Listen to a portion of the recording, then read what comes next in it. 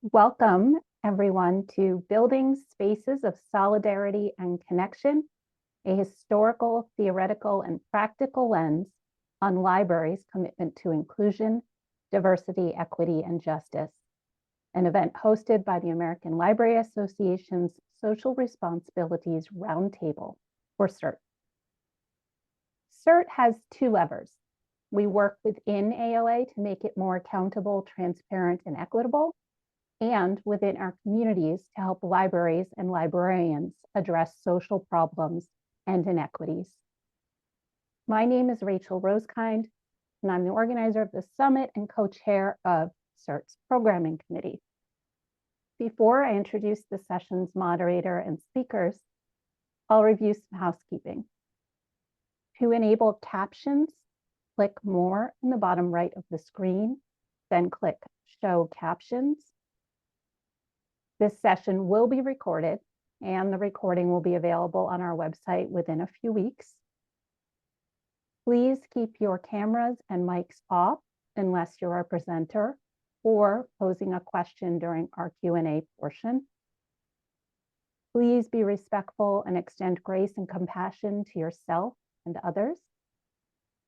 We will have time for Q&A after all presentations have concluded. Please use the Q&A function to pose questions and reserve the chat to relay any tech issues, resource shares, or appreciation for our panelists. And you can pop your questions into the Q&A as the presentations are rolling.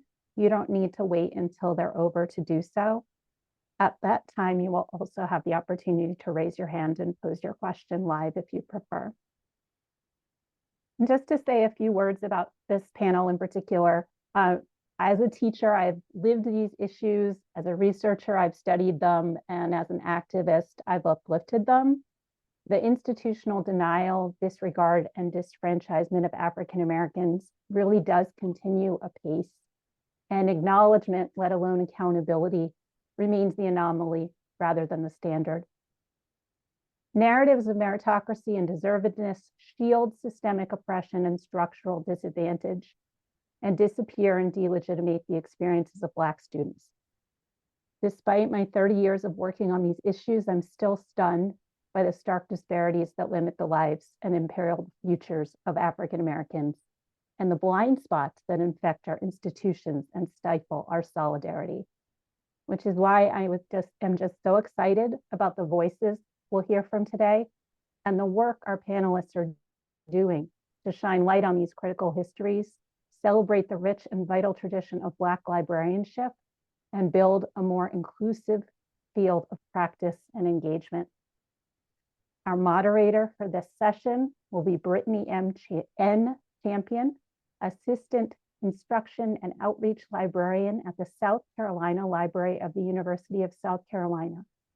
Brittany has over a decade of experience in librarianship and enjoys exploring new avenues for community engagement, developing an inclusive environment for library instruction, and fostering information fluency.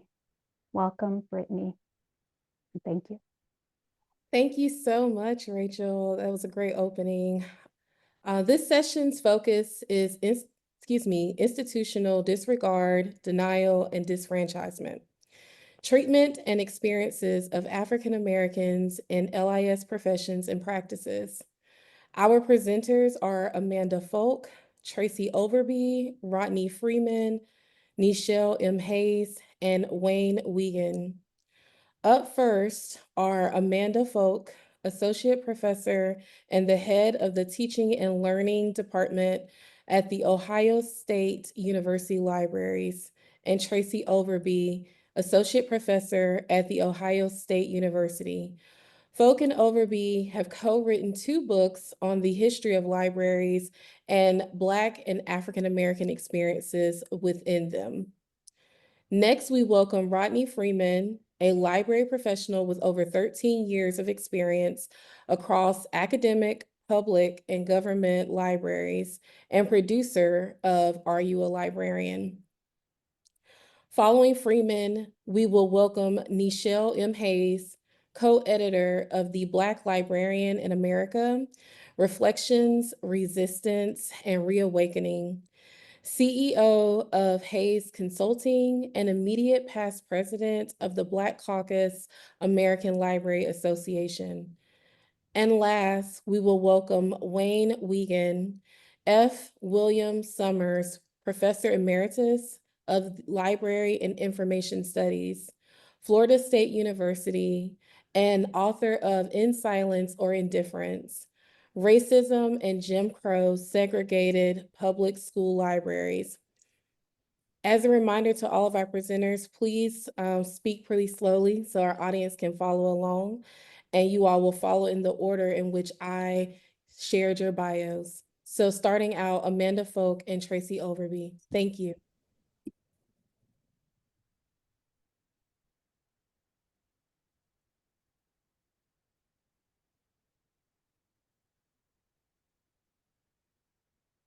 Thank you so much for that introduction, Brittany. Thank you.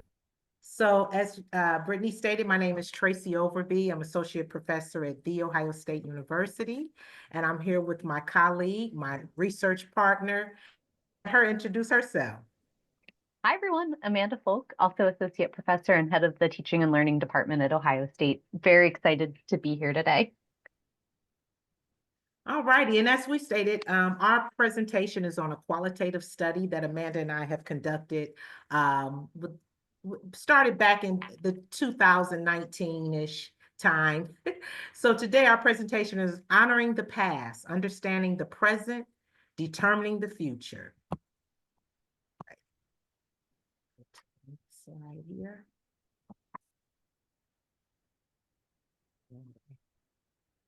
Okay, 1 second here. It was just working. Okay, there it goes. All right, there's our bios. All righty, these are our first two special reports that were written, as I stated earlier, around 2022.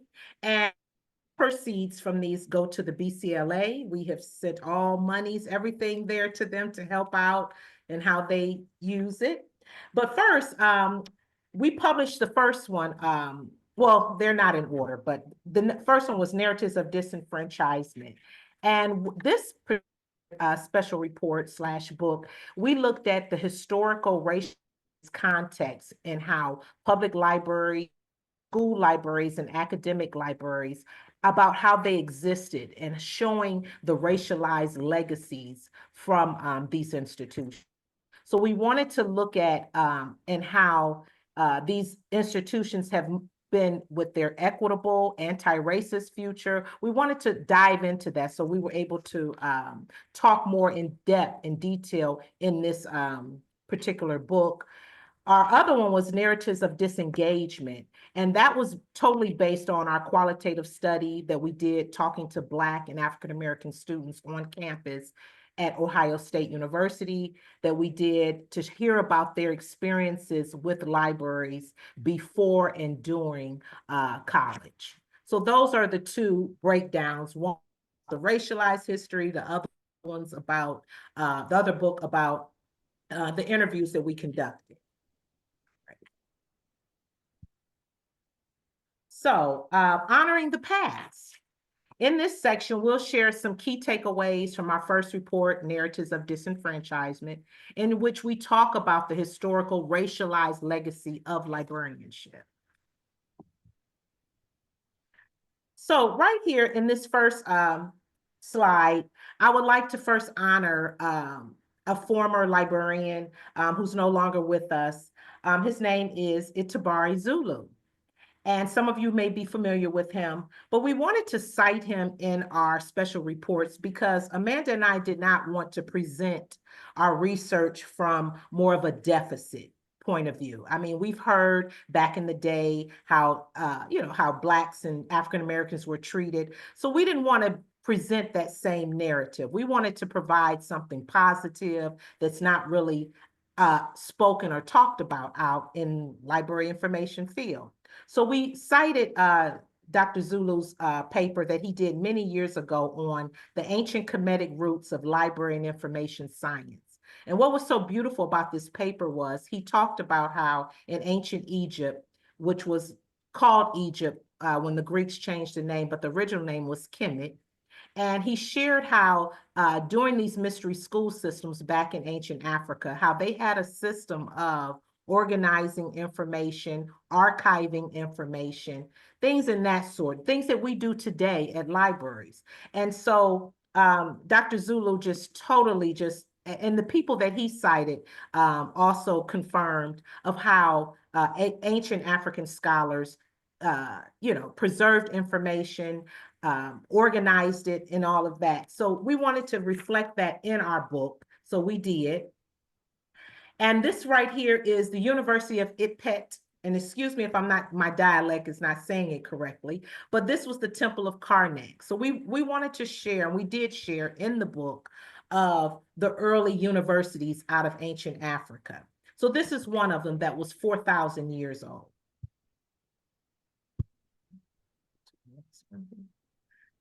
The next one we wanted to share, we did share in our book. This is another one that was 3,000 years old. The University of Philae, and Greeks changed the name to Ptolemaic, the Temple of Isis. So this was another university that people came from all over the world. Greeks, everyone came all over the world to these universities to learn about science, everything, math.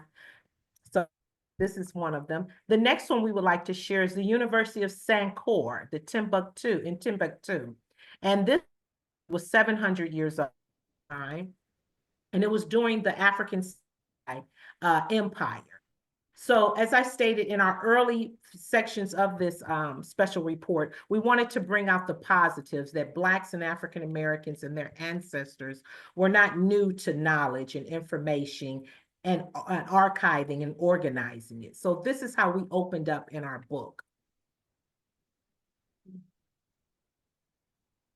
Thank you, Tracey. And so bringing it to the United States and more recent history, the title of Cheryl Knott's seminal book about public libraries in the Jim Crow South in the United States reminds us that public libraries have not been free for all in this country.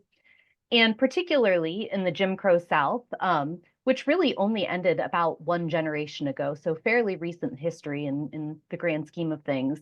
Some of the bullets on the slide here were some of the different possibilities that many Black and African American communities had for library access during that time. So they might not have had public library access at all. They may have had separate branch libraries. They may have had separate reading rooms within the main library, or their communities may have spun up independent libraries of their own. It's important to note that neighborhood libraries in the North likely also created segregation and unequal access to libraries based on race due to residential segregation rather than Jim Crow laws, which is some of what we see today, continued racialized residential segregation. Next slide, please. Black and African American citizens understood the importance of having public library access and actively resisted attempts to exclude them from public library spaces. One common and popular technique was read-ins, in which usually well-dressed Black and African American citizens, especially teens and young adults, would enter a public library and ask for a library card, ask for a particular book, or sit quietly at a table and read a book or magazine. And consistent with other civil rights movements, read-ins as a form of civil disobedience were peaceful and nonviolent, though they were often met with violence, vitriol, and arrest. Next slide, please. Also, during the civil rights era, we see freedom libraries start to pop up, particularly in the Freedom Summer in 1964 across the southern half of the United States.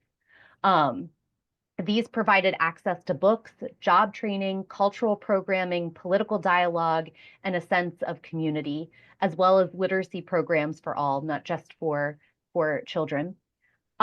Because these libraries were sites of empowerment for Black and African American communities and allyship for some white folks in the community, they were popular targets for white supremacists who would interfere with the delivery of materials or firebomb the buildings. So sometimes somewhat nonviolent means, but they were also met with violence. Next slide, please. And on this slide, we give a brief overview of the American Library Association's stance on segregation leading up to the Civil Rights era. Rick Estes, an African-American librarian at the Pratt Institute, highlighted ALA's reluctance to truly make a stand in his 1960 article entitled Segregated Libraries. He declared that ALA had been completely ineffective about the issue, and I'm quoting right now. It has never even passed a resolution on the subject. It has never commended the efforts of Negro readers and organizations who have tried to end library segregation by doing everything from making a mild request to staging library sit-ins. It has not attempted to bring in a lawsuit or lend its name as an amicus curiae or to any group bringing a suit. And that's quoted from actually Dr. Wiegand, one of Dr. Wiegand's publications. And so we wanted to bring forth some of the racialized legacy of different libraries in the United States. And again, we're just presenting some of the greatest hits from our special reports today, and there's a lot more contained in them. So if you're interested in learning more or having access to some of our reading lists, all of those are available in the reports. And so as we shift now, we're going to take a look at some contemporary issues related to Black and African American communities and libraries. And Tracey, I'm passing it back to you. Remember to hit that unmute. Okay, so race in schools. Dr. Virginia Lacey Jones, and some of you are maybe familiar with her, reminds us that racial issues within schools are racial issues within school libraries. This was in her 1945 dissertation when she stated this, and that it was, she also stated that it was critical that we do not ignore broader issues of, including racial climate and culture. Think about school libraries and the way they serve our students. So Dr. Lacey was an advocate out there as well. So right here, when we look at funding, minority majority districts receive $23 billion less in funding than predominantly white districts. Low-income minority majority districts received 19% less. That's about $2,600 per student than more affluent white districts, and 11% less, $1,500.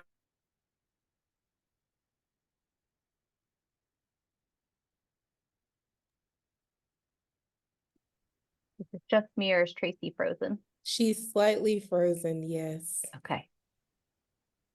I can take up the lead White here. districts. So Yeah. we wanted to share this also, these numbers are allocated to libraries. Did I, okay, I thought I might have muted or something. Okay. So right here, when we look at school library impact on studies, some key findings that Amanda and I have found was that Black students benefit from having a full-time librarian at their schools in terms of reading performance. Students' reading and writing performance were better when they had access to a larger library collection. And we'll share some of that as we interview some of the students. You'll be able to hear them not having a librarian regularly or the library open. So school library impact. While this study didn't target availability of specific library resources to Black and African American students, we know that Black and African American students are more likely to attend schools with higher concentrations of poverty, so that we know that they utilize the library. And this is also hearing this from the students that we interviewed. And I stated some of these statistics earlier, so with time sake, I won't go back over it, but you can see that some of these inner city schools, they had fewer hours of library availability, had a fixed schedule for the library, but more days closed on that library, when their library in their schools. Amanda, passing it back. Yes, thank you. Now we'll switch to sharing some findings from our study, which again, we report on more extensively in Narratives of Disengagement. And to many of the students in our study, race was salient to their library experiences, particularly in public and academic libraries. Several students noted that white students often would not sit at the same table with them or use the same study room, which was similar to experiences they had around campus or in other aspects of their daily lives, such as, riding the campus shuttle. One student, Darius, who we named Darius, said it's almost like a joke among his friends, sharing, it's like if we ever sit at a table, our table will be the last one to get filled in the room. And for these students, race wasn't just salient as library users, but also as library student employees. One student employee described how a white full-time staff member was consistently rude, and the student employee wasn't sure if it was due to the student's race or not. Another student employee described how she would frequently get, quote, backhanded compliments about her natural hair while working at one of the desks in the library.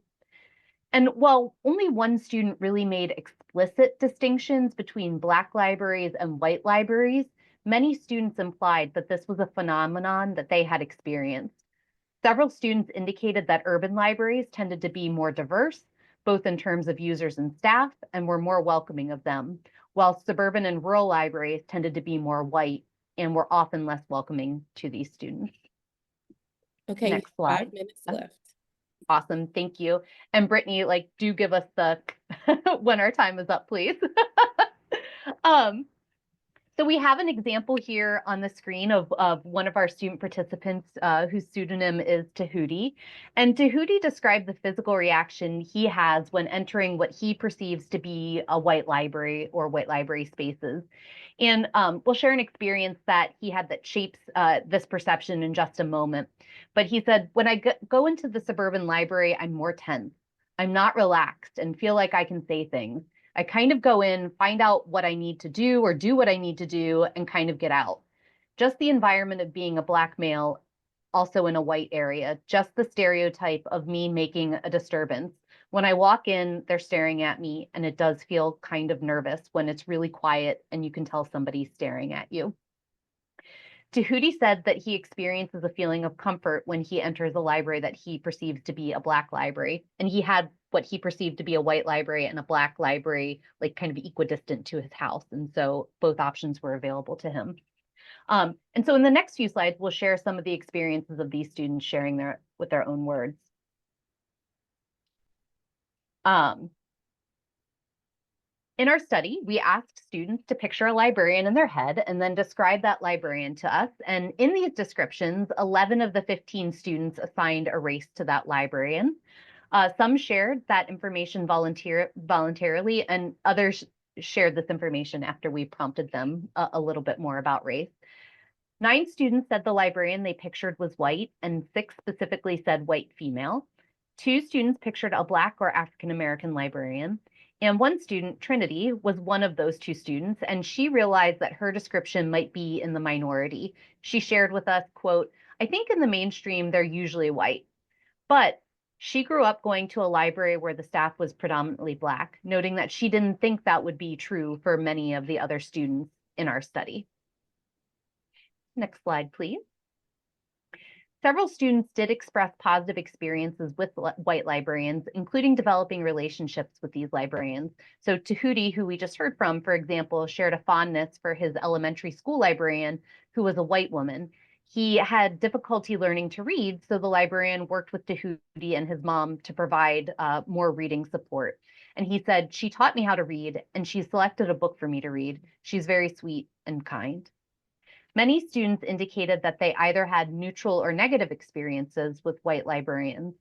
So we should also note that we use the term librarian very generally here. This also includes library staff, as our users often can't distinguish between who's a librarian, who is a library staff member. In terms of the neutral experiences, the students indicated that the librarian was generally courteous or answered their question, but didn't really do anything to truly engage them or get to know them. And these interactions were very transactional in nature. At least 3 of the men in our study shared feelings that indicated that it was difficult for them to interact with the white librarians, who were primarily women. So Jalen's quote on the slide is an example of this. He said, it's not like I don't want to be around them, white librarians, but I feel like they don't really have an interest in helping me, so I don't really have an interest in seeking them out. Tahuti explicitly shared that it can be difficult for him, a Black male, to approach a white female. And because of this, he said, quote, "I just ask them a question, get what I need, and kind of go." And one last quote from our students here.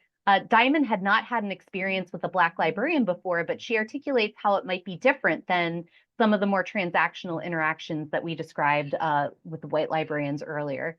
And she said, instead of like just helping me find a book, we would really develop some type of friendship, relationship, connection, especially if I went to that library often and saw the same Black librarian. Then I think they would be more invested in my academics and learning experience. They would actually keep up with my academics and probably ask questions about how I'm doing in school, how I'm doing at home, and things like that. Things outside the norm. They would probably ask just to look out for me. Next slide. Determining the future. In this section, we'll look at some issues we know we need to consider for the future in order to best serve our Black and African American communities and library users. And next slide. So we know that librarianship is a predominantly white profession. That remains to be true. We don't have a lot of demographic data for race and ethnicity within the profession, but what we do have is shared here on the screen. The percentage of Black and African American librarians is not representative of the national population in the US based on US Census data. Black and African Americans comprise almost 14% of the total US population. So this does not include people who responded that they are biracial or multiracial and may be perceived to be Black by others. Next slide, please.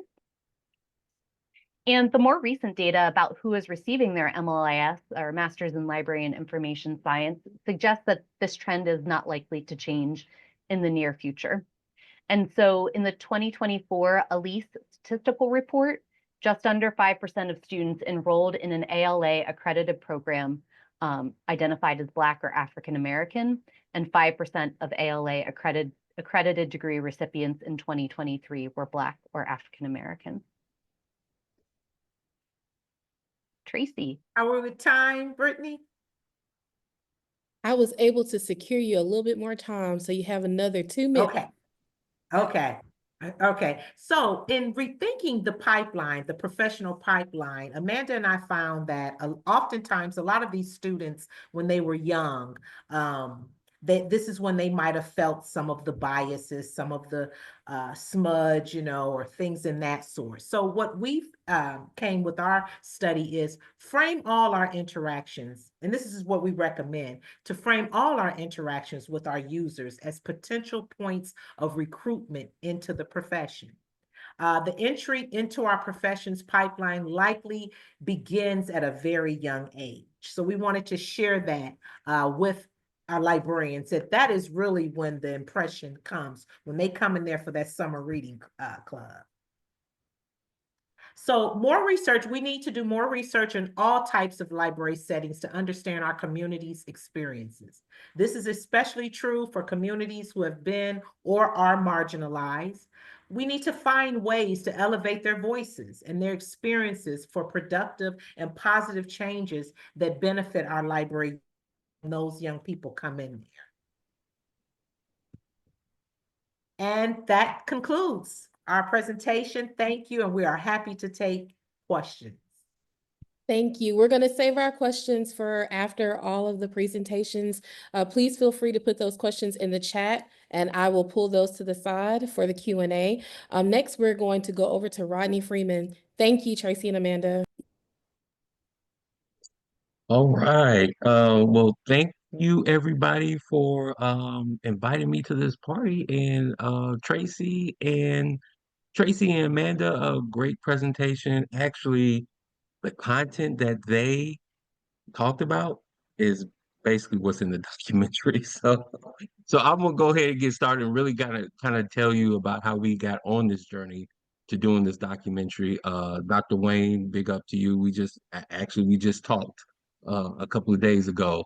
Nichelle, big up to you too. I interviewed like several people on this panel for the documentary. So let me go ahead and share my screen.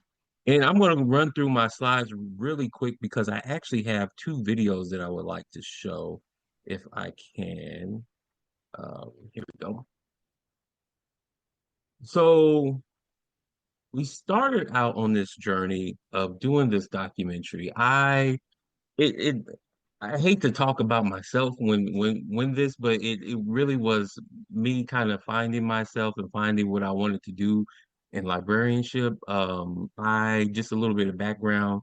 I've been in the field for maybe about 16 years. I started off as a page, worked my way up to becoming a library director, library administrator when I was in Chicago. And I really was burnt out.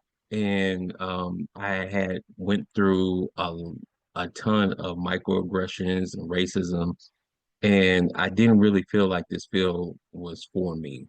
So I took a job in Riviera Beach, Florida, and I uh, was able to do a renovation project, and I decided that I was going to quit. I was like, I'm leaving this field. I don't want to have anything to do with it.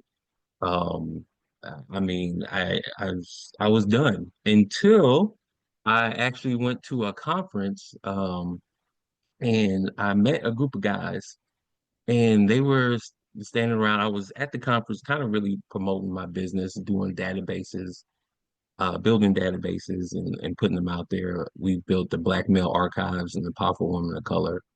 And I met these guys just standing around, and they were talking about like some of the programs that they were doing and the community that they were serving. And I was like, this is this is awesome. Like this is something that you don't see every day. Every time that I went to an ALA conference, I hardly ever see myself. It was good just to see these guys kind of just talking about what they were doing. Billy, who you see on the end, who was actually in a Netflix special.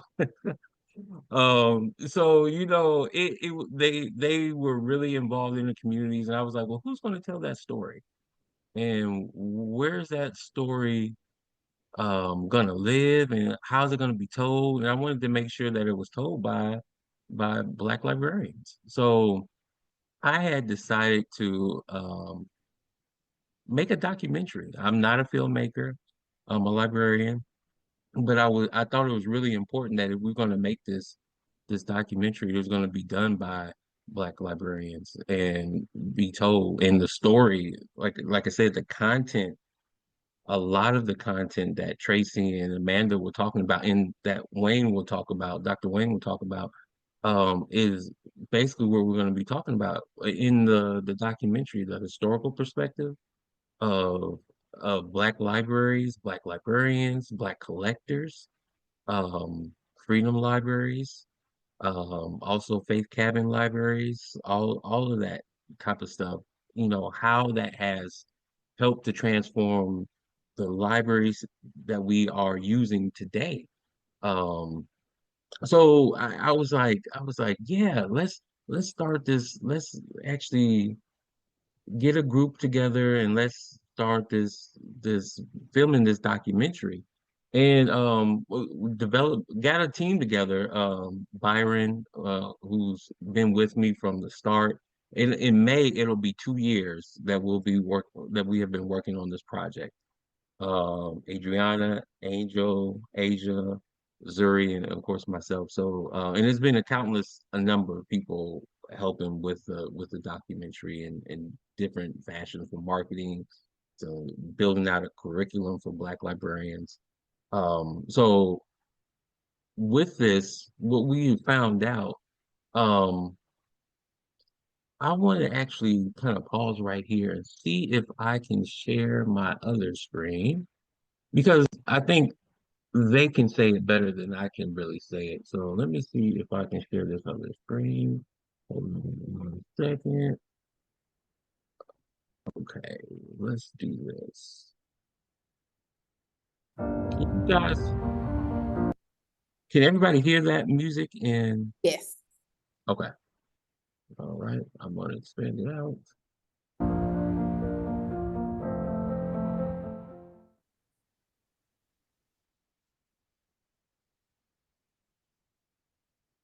when I think about what it means to be a Black librarian, is what does it mean to show up, to represent that we have a place in these institutions. And we know that there are students in those institutions who are struggling and need to see people who look like us and who understand what they're going through, their experience.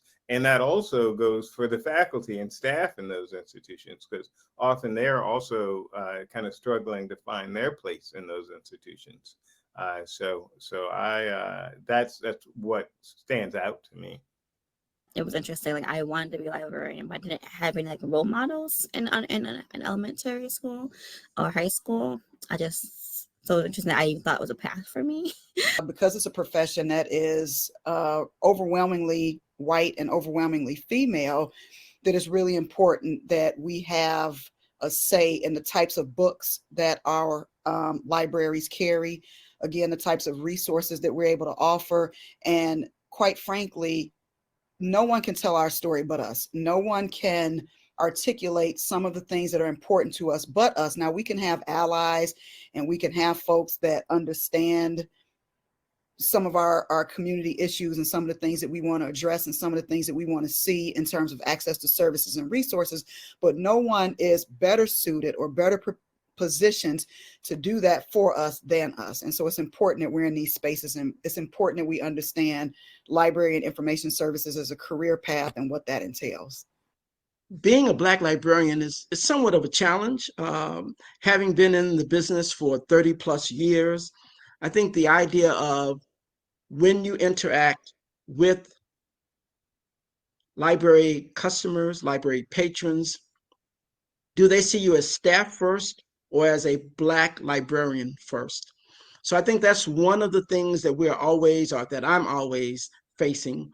I think the other thing regarding being a Black librarian, and I don't go around saying, hey, I'm Black and I'm proud because I'm a Black librarian, but the idea of making sure that, again, access to the resources of the library are there for everyone. And so more so, my job as a Black librarian is making sure that people of color, all colors, therefore all human beings, are welcome in the library, that we provide the same level of customer service to them, and we let them know about all of the resources, from our staff knowledge of the collection to their knowledge of the community.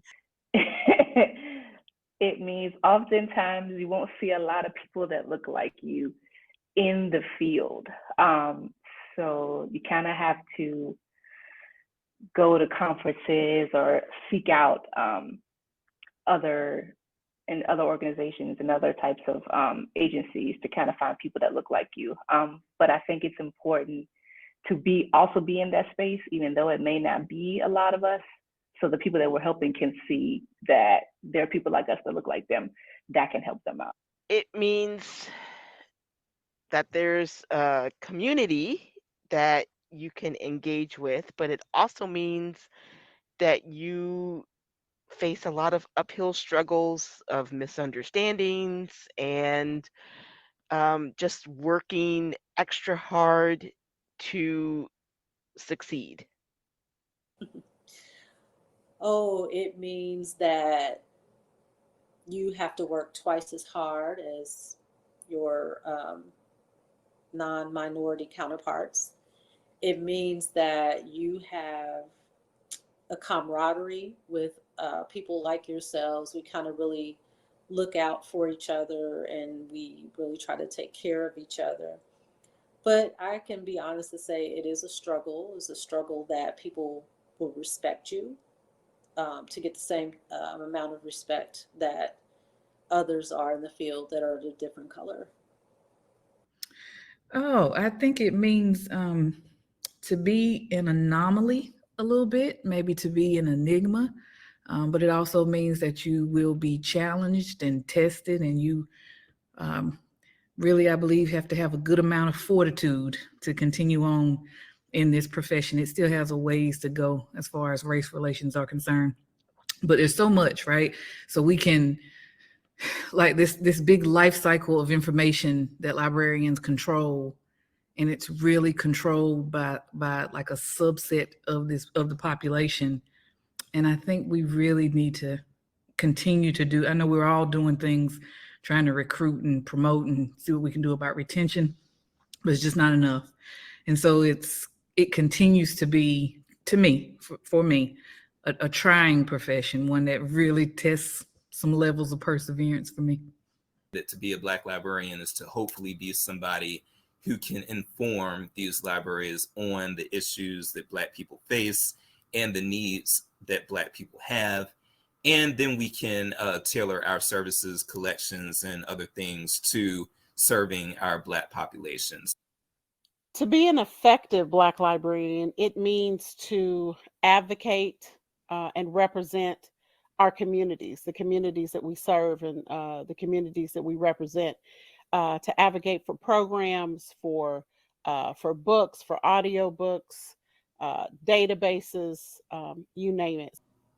There's a value in having Black librarians a part of your library. That's what I would say. To me, it means that it's me being a role model and showing especially Black and brown people that they have access to everything everyone else does. We not only know how to recommend and give advice on what to read, but we know how to catalog. We know how to select materials. We know how to create book lists that are relevant to our community. We know how to program. We know how to put together these great programs. We know how to survey our community and find out the things that are meaningful to them, but we are also able to do that from a cultural standpoint as Black people in this community. And oftentimes we get overlooked in that arena. And so I think that I don't always walk around thinking about being a Black librarian, and I certainly don't operate from the idea that because I'm a Black librarian, I have to make sure that everything I do is quote unquote related to my culture. But I do believe that I need to represent, as a Black male librarian, the idea of someone who is capable and able to help others use those resources and to make sure and pave a way that there is no question about what we're doing and who we're doing it for, and that's everybody. Okay, so just for the sake of Really time, I'm being not going able to show to open up a the different world. rest of this, but I do encourage you to go to our YouTube channel, Are You a Librarian page, and I did want to jump real quick back to the presentation, and here we go. So what you saw was basically we went out and we interviewed over close to like 45 in-person interviews, but we did pre-interviews, which was like around maybe 36, 38. We've done interviews on our YouTube page as well. So we knew that we couldn't get everyone into the documentary because really it's gonna be 90 minutes. And it's a lot of sound bites that we're using from the interviews. But the good thing is that we're making the oral history interviews available on our database platform, History's Playground. So people will be able to see the full interviews from the people who are not in the documentary. But right now we're in the editing phase. We actually we just had a milestone at the end of last week. We have finished our final first draft of the whole thing, which is 3 hours. But we're actually going to reduce that down to 1 hour and 30 minutes. Maybe we'll probably get it to 2. If we get it to 2 hours, then I think we're good. But we have finished that first draft, so we're gonna start putting in B-roll, putting in the music, and we expect to be able to show this at ALA in June, and we will then be taking it on the road, and then that's our first cut. And then once we get some feedback and some more, we would like to release it next year at festivals, and hopefully we can get a distribution deal HBO films, Netflix. We'll see. But if how many more minutes do I have left? Because I had a special note from Jason Reynolds that I wanted to show everyone. So Go ahead, Rodney, take it away.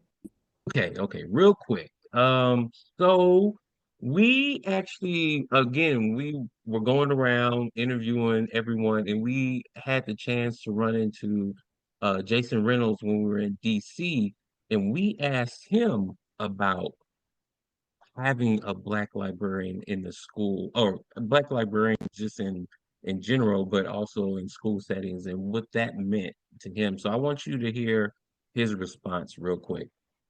Representation in the library and in books. So I just want to know your opinions, your thoughts. Can you guys hear the sound? Is it still important to have Black librarians in libraries and to have representation in books? Because you have all this stuff with book bans and censorship. So what's your thoughts about that? You know what?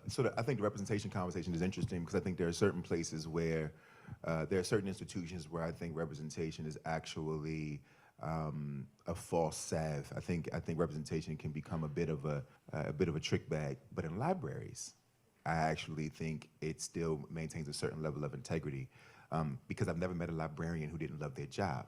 Right? So like when we talk about representation in business, you could be a Black man in business and screw Black people all day. It don't mean that much, right? We might look at you and be like, man, I'm so proud of you. You hate me, but I'm so proud of you, right? In the library world, though, Black librarians, just because of the nature of the gig, the representation of Black librarians is very, very, very important. Not to mention, there's a natural human thing that we do, right? For the Black people in the room, y'all know what this means when we do like this?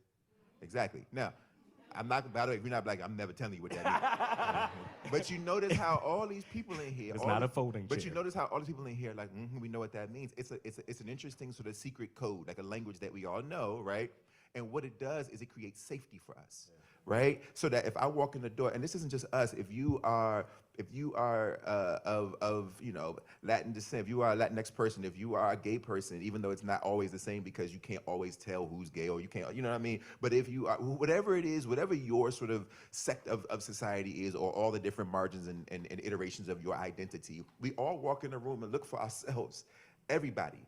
Not because we don't want to see everybody else. I'm going to get to everybody else as soon as I see me first, right? I'm going to see me, and then I feel safe, and now I can see everybody. Same with reading. Representation is safe. Same with reading, right? If I can see a librarian first, I'm like, okay, I belong here.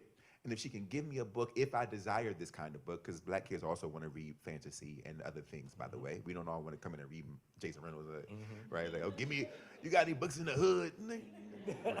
Something like, I want to read anime, right? Like, but if I am looking for a book that represents my community, that librarian will be able to be like, oh, I got something for you. And once I can see this book, now I can see anime, and now I can see Faulkner, and that right now, right? And so, do I think they matter? I think it's an enormous.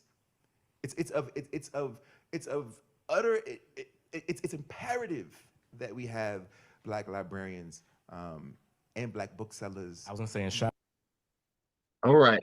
So basically, I just wanted you guys to see that clip. Again, like I said, we are doing our first cut premiere at ALA this this year. So in Philadelphia, please come out. And if you're not going to be there, just please contact us. And we'll try to get it to your library. Thank you. Thank you so much, Rodney. That was amazing. Wayne, we're going to head to you next. Okay, thanks all for coming. Before you see a very frustrated library historian. In the past 10 years, I've published 4 books. 2015, Part of Our Lives, A People's History of the American Public Library. 2018, with my wife, Cheryl, The Desegregation of Public Libraries in the Jim Crow South, Civil Rights and Local Activism. 2021, American Public School Libraries, Librarianship, A History. And 2024, In Silence or Indifference, Racism and Jim Crow Segregated Public School Libraries. I think about all these things when I do laps in the pool every other day and on 4-mile walks every other day. And I sort of came up with an op-ed that I'd like to read to you. I currently send it to Library Journal, and I ask you to think whether Library Journal really would get around to saying, yeah, we're going to publish it. So here's the op-ed draft.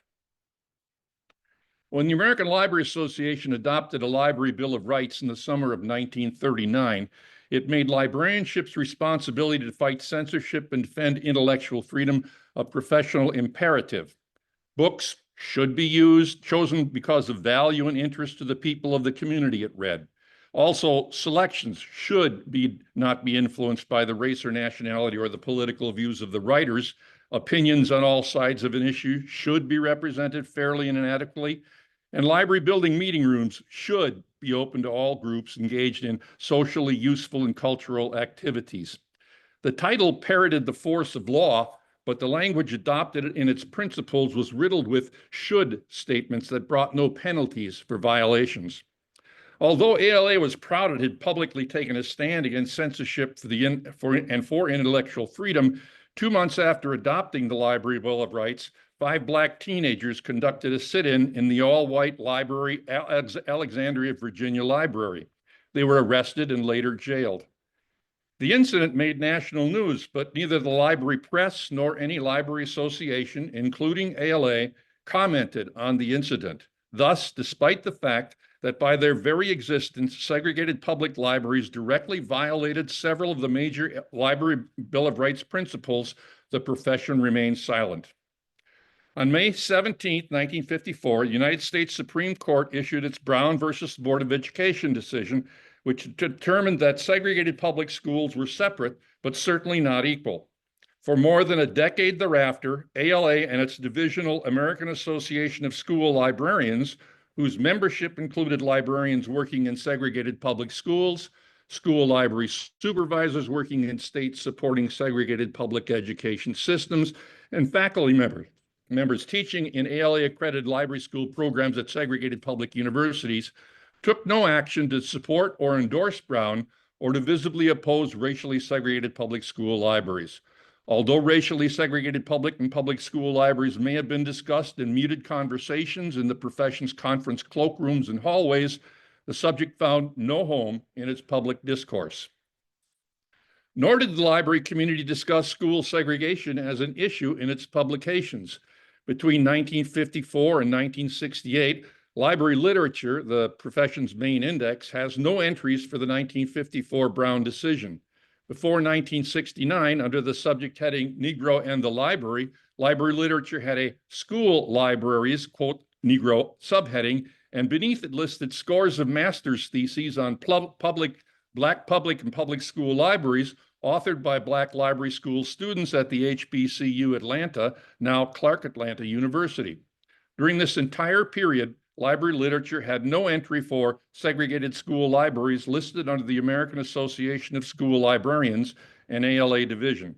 Thus, except for Atlanta University students, librarianship, its personnel, its research community, and its professional associations, including ALA and AASL, ignored the subject of racially segregated libraries during the Second Civil Rights Movement. Part of the reason for this willful blindness can be traced to the traditions of a professional discourse. In general, library historian Christine Jenkins observed in her 1995 University of Wisconsin-Madison dissertation, 20th century youth service librarians, almost all of whom were white middle-class females, did not confront directly or antagonize unnecessarily, but instead sought a path around possible obstacles.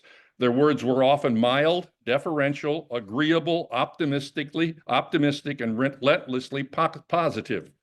In Bookwoman, Creating an Empire in Children's Book Publishing, 1919 to 1939, historian Jacqueline Eddy identifies early 20th century communications between youth service librarians and children's book publishers as a gendered discourse of politeness existing in a closed world that manifested an unwillingness to take risks or confront controversial subjects. Harshness has no place, she notes. Examples of the legacy of this professional propensity to avoid conversations about controversial issues, and particularly issues of race, abound. When Autherine Lucy enrolled as a library science student at the University of Alabama, she became the first Black student admitted to that previously all-white institution. But once she arrived on campus in early January 1956, her presence quickly occasioned riots that threatened her life and those around her. Even though she was represented by Thurgood Marshall and the NAACP, the university expelled Lucy less than 2 months after she matriculated. Although events surrounding her efforts to get a library science degree were widely covered in the national media that spring, the nation's library community said and did nothing.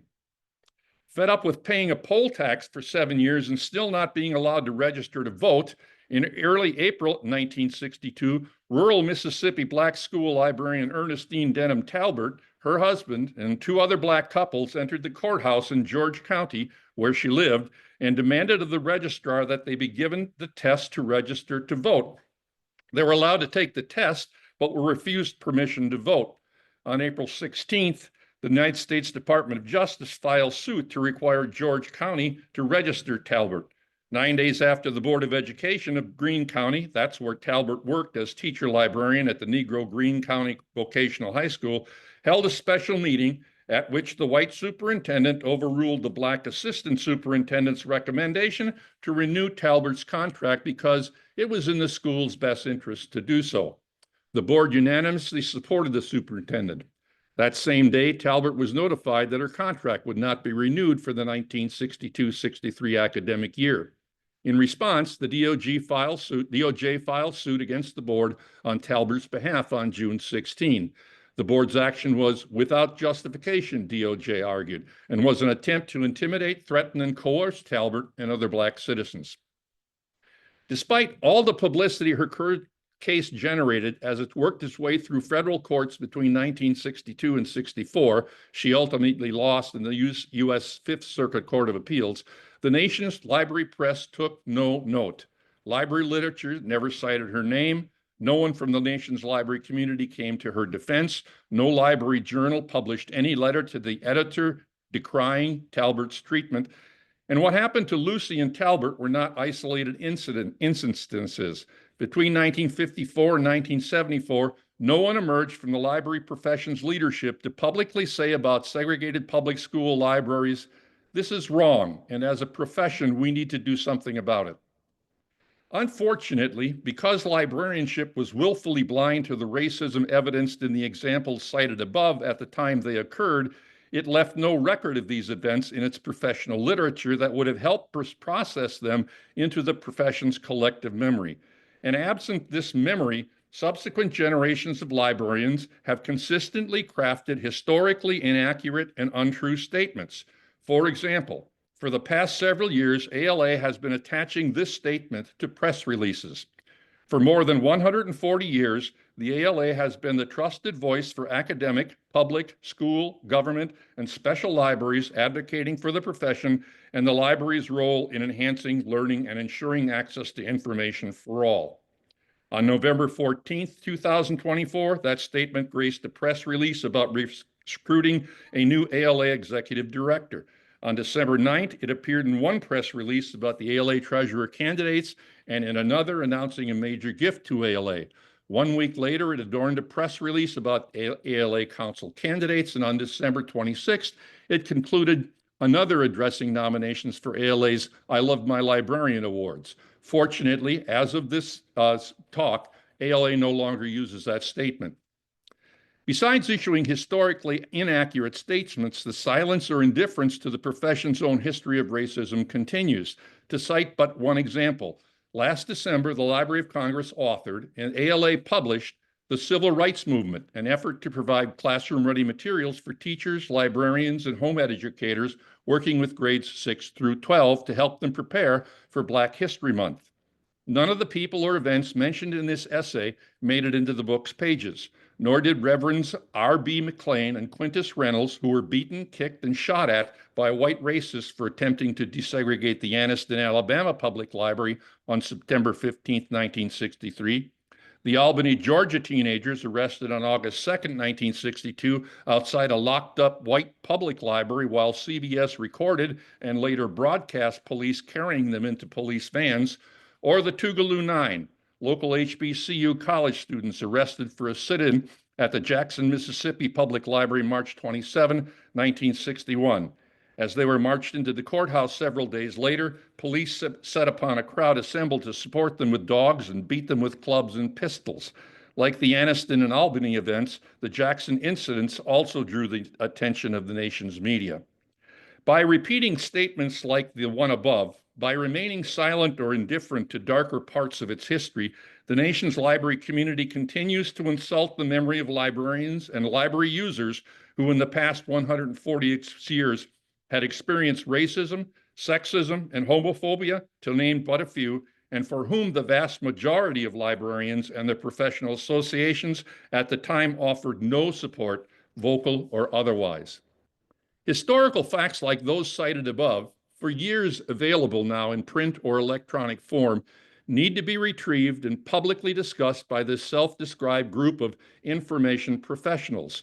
These facts have to be included in the discursive exchanges surrounding contemporary events like School Library History Month, this month, National Library Week, this week, the American Library Association's annual conference, Philadelphia this summer, and Banned Books Weeks, October.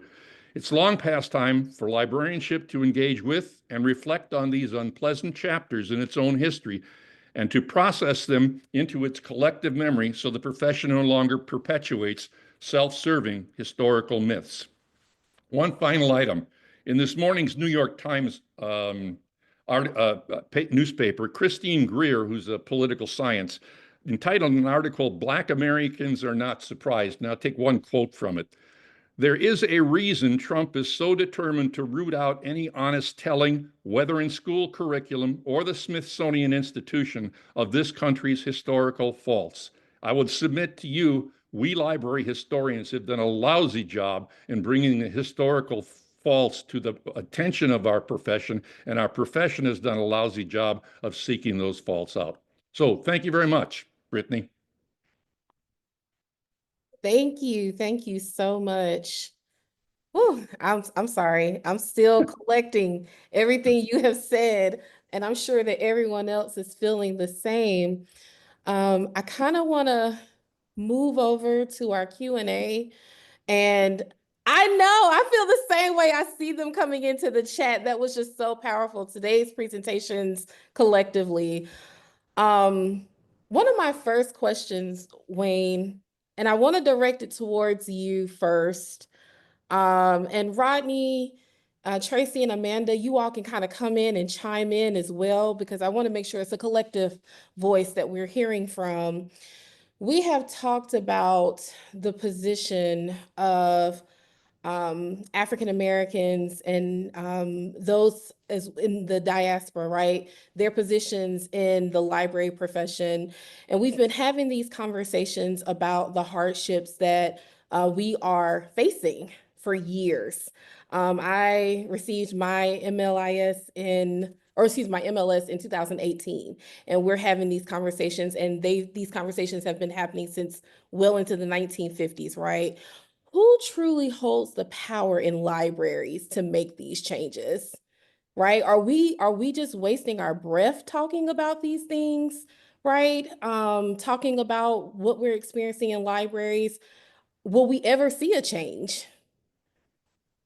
And you're addressing that really tough question to me, huh, Brittany? To everybody.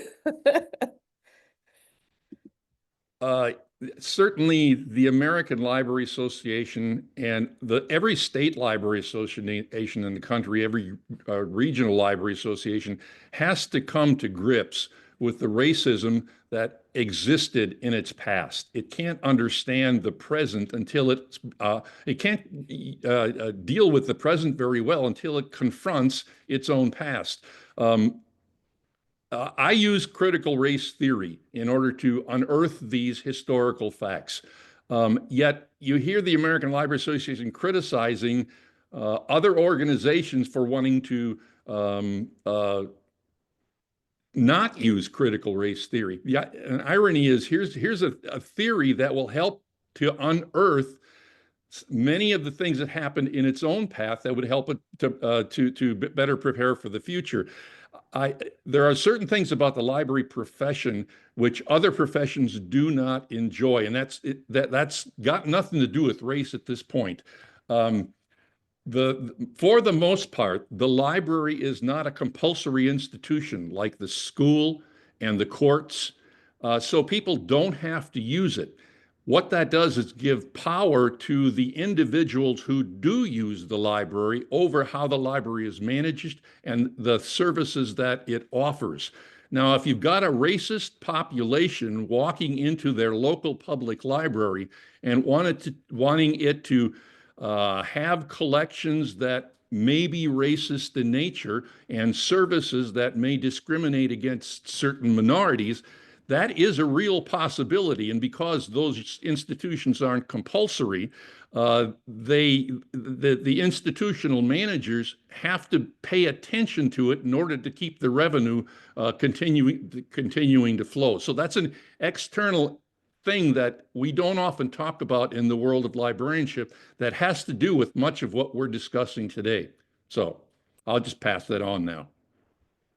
Come on, Rodney, talk to me. No, I'm not trying to interrupt because everything he's saying, everything everybody, all the panelists have been saying is right, it's spot on.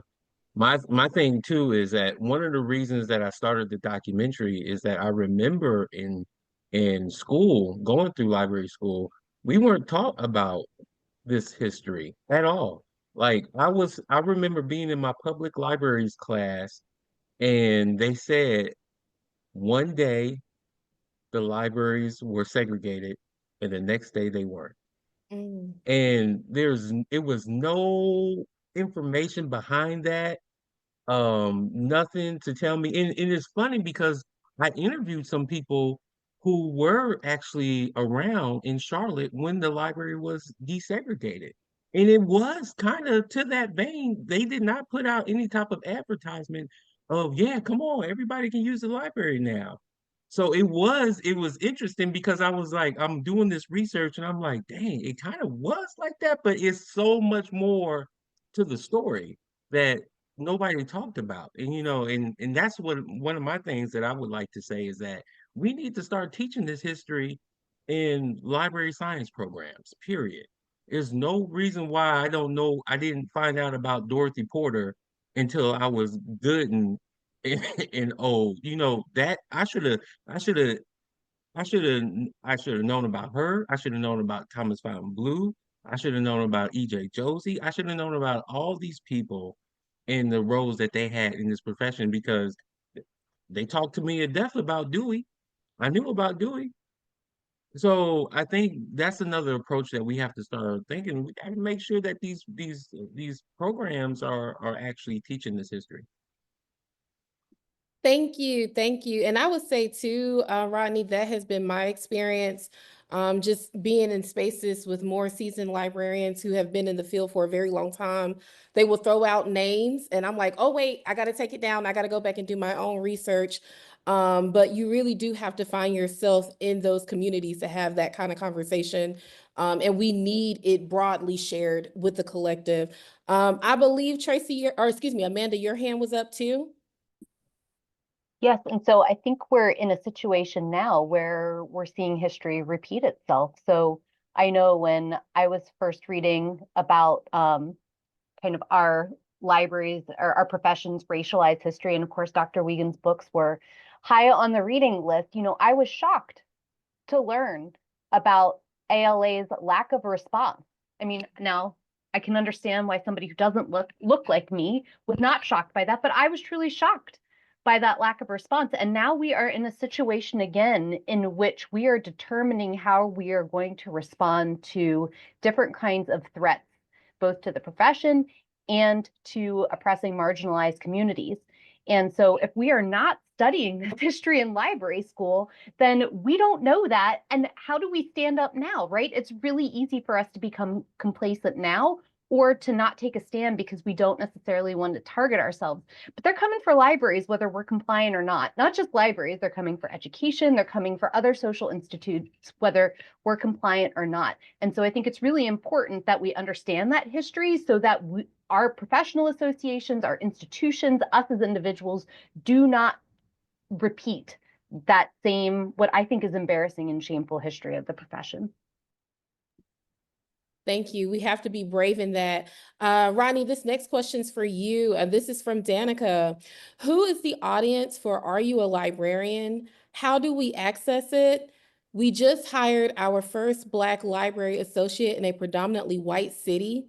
I have been doing anti-racism trainings with her for years, but would love to know how to better support her leadership here. Would you show the documentary to staff, community, all of the above? Yes, yes, it's for a general public audience. I mean, yes, it is talking about library history, but it's in the vein of a documentary. We want that information to get out there. And the documentary is basically two parts, historical and contemporary.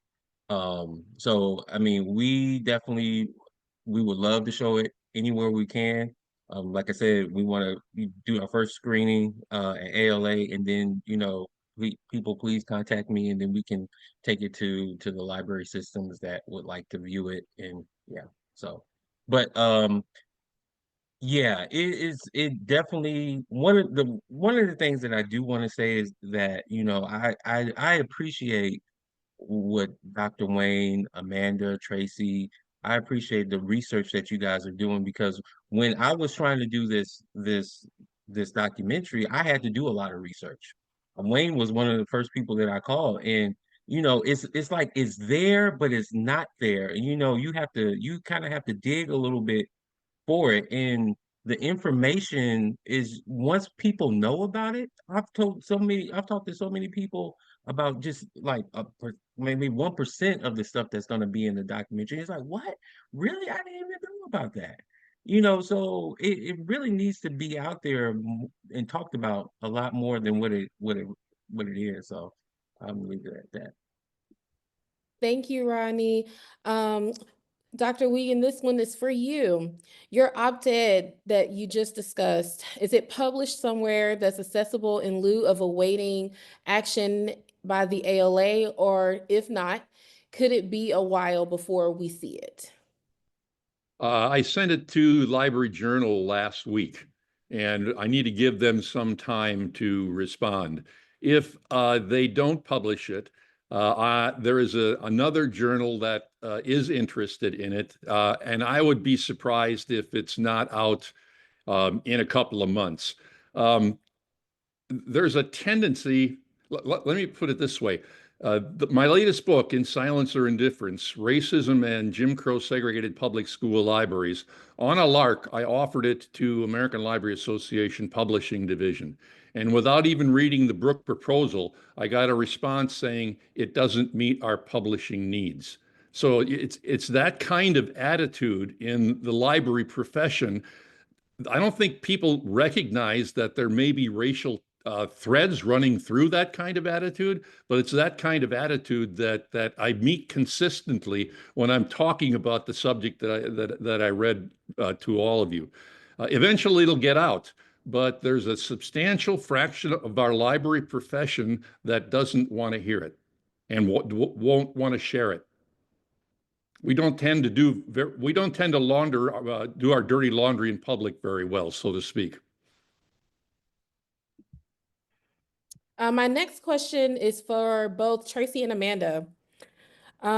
Would you regard librarians moving books into special collections or non-centralized locations in public and school libraries as a form of standing against censorship but appeasing the community?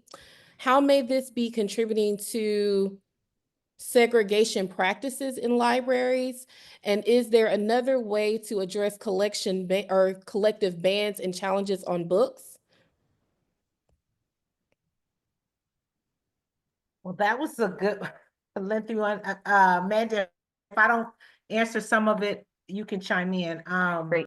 So as far as questions, should we place some of the books in special collections now that they're coming for books that's talking about culture and things in that sort.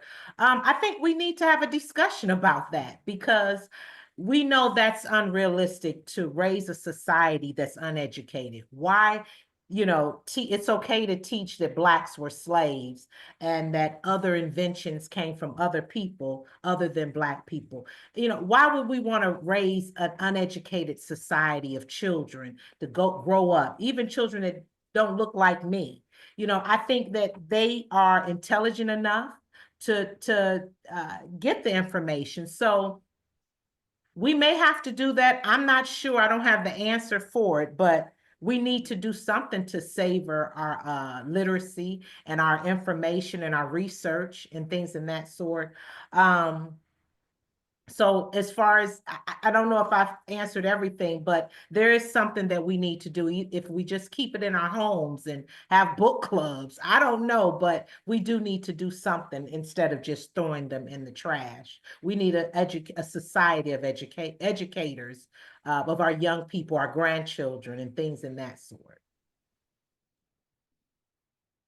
So this is not a particular area of expertise for me. Right now, I haven't dealt with collections for quite a while, but building on what Tracey shared, and I think really both what Wayne and Rodney have been sharing, you know, recognizing that this is just another form of epistemicide, right? The erasure of particular perspectives on history or on contemporary life. And so I haven't thought deeply about this question. I mean, I guess if they can't be in the circulating collection, maybe having them in special collections and being accessible to our learners or to our communities is one way to combat epistemicide, though I'm not confident that things would stop there. I don't know if that is fully a long-term solution, but I do think it's important that even though I don't have the solution or an answer to that, I think it's important to name it for what it is, and that's erasure of history, erasure of particular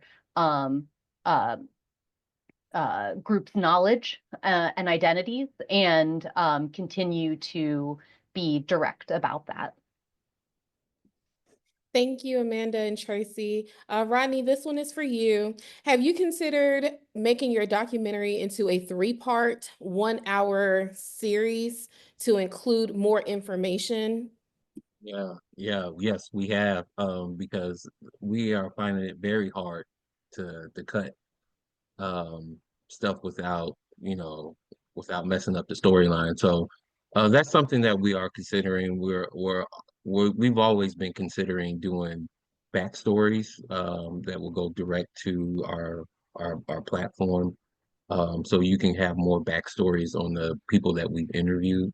But yeah, we still kind of want, and again, we're still chopping away, but I think if we cannot um if we cannot make sure that the story is intact with, you know, in with the timing, then we will turn it into a probably a 3-part series. But we're going to shoot for right now that feature film length of an hour and 30 to 2 hours.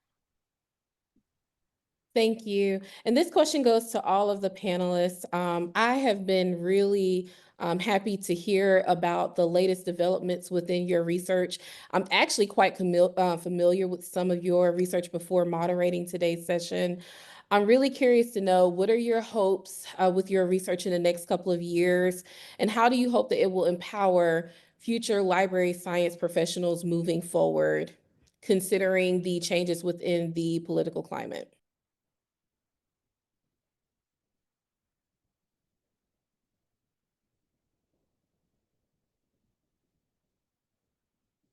Well, I'll just step in there. I'm hoping that with all that we're doing, Dr. Folk, Dr. Wiegand, all of Rodney, all of what we're doing on here and other people's research, I'm hoping that it does have an impact somehow. I was just thinking that, you know, oftentimes, and I know you all are aware of this because you all know something about history, you know, Black folks have been trying to say these things, what's going on, and all the discriminations and all of this. And I think Black people now, we're like, in short, we told you this is what's been going on, you know, but now it's affecting everyone because it seems like it wasn't just a race thing, it's classism or something. I don't know. But I think that we do need our allies right now. Maybe they'll listen to you all because you all know everyone that have tried and from the Black community and they died or somehow got murdered, things in that sort. So at this point, we do need a shift of different voices saying and talking up about these unfair things that's coming out into society. I mean, everything is free. We can breathe free, air free. The planet, we didn't have, it wasn't intended for all of this. So that's all I would like to state is that we do need a change of shift of people that's going to be bold enough to speak up about it. Because I've been hearing the stories from my grandmother, my father, everyone that's 70 over, talking about how they went down and did this and all of this, and it's just been ignored and ignored and ignored. So that's what I was saying. I appreciate and thank you to you allies who are bold enough to write about it and speak about it. We do need a better planet because we're all here. We got to be here. So why do we want to fight? And, you know, we all want to live peacefully. So that's just, you know, my take. In the course of my research, I read a lot of histories of other professions. And so I tend to follow many of those other professions. And in the past 10, 15 years, almost all of them have established commissions on race issues. And those commissions have gone back into the history of those professions to look at what has happened on issues of race and uncovered uncovered things you knew were there but didn't go looking for, so to speak. The American Library Association, even I started asking them almost on an annual basis in 2017 when I was doing the desegregation of public libraries in Jim Crow South with my wife. Establish a commission on race, make it official, go back into history and take a look at what those things were and then deal with them in your public discourse. Bring them into the conference programs, talk about what that means for the contemporary library practice. But it's really fallen on deaf ears. I will echo that, and I'm fairly certain it did make it into the conclusion of one of our 2 special reports, you know, the need for something like a Truth and Reconciliation Commission based on race and ethnicity led by the American Library Association. I mean, our colleagues up in Canada are not perfect, but we see a lot of the truth and reconciliation work that's been happening with First Nations and Indigenous peoples in Canada. And I think there's a model for that is needed here in the United States for different communities of color and the ways in which the legacies of that oppression manifest in our current institutions. So I would definitely like to second what Wayne just said. I'll also add, you know, Tracey and I are continuing our work and we're trying to center and elevate the stories of Black and African American students as they relate to the work that we do in academic libraries. We're getting them to tell us their experiences doing research assignments in high school and college, what topics were, you know, out of bounds, particularly if they were in predominantly white institutions. Can they explore with the support of their instructors topics that are meaningful to their identities, to their histories, to their futures? What does that look like? And so I think that there's a lot of power in storytelling, which we know in libraries, and I think there's a powerful connection between storytelling and empirical research, looking at the individual stories. But, you know, as we saw today, there were so many common threads between everything that we were sharing. You know, the research that Tracey and I have been doing, Rodney is seeing that in the work that he's doing as well. So there are collective themes that we as a profession need to be addressing, and we can do that through centering those voices and continuing to tell those stories.